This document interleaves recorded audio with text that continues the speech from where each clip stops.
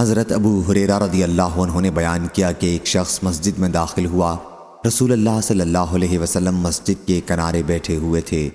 اس نے نماز پڑھی اور پھر حاضر ہو کر آن حضرت صلی اللہ علیہ وسلم کو سلام کیا۔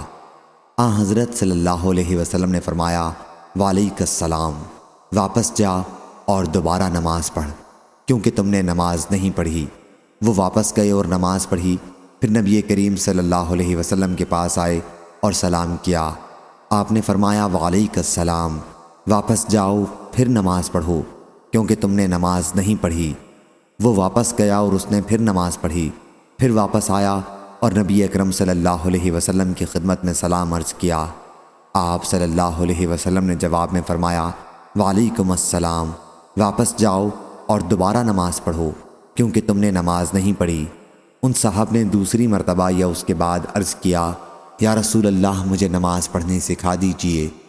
حضرت صلی اللہ علیہ وسلم نے فرمایا، جب نماز کے لیے کھڑے ہوا کرو تو پہلے پوری طرح وضو کرو، پھر قبلہ رو ہو کر تکبیر تحریمہ کہو، اس کے بعد قرآن مجید میں سے جو تمہارے لیے آسان ہو وہ پڑھو، پھر رکوع کرو، اور جب رکوع کی حالت میں برابر ہو جاؤ تو سر اٹھاؤ، جب سیدھے کھڑے ہو جاؤ تو پھر سجدے میں جاؤ، جب سجدہ پوری طرح کر لو تو سر اٹھاؤ اور اچھی طرح سے بیٹھ جاؤ۔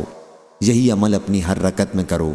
اور ابو اسامہ راوی نے دوسرے سجدے کے بعد یوں کہا، پھر سر اٹھا یہاں تک کہ سیدھا کھڑا ہو جا۔ صحیح بخاری حدیث نمبر 6251۔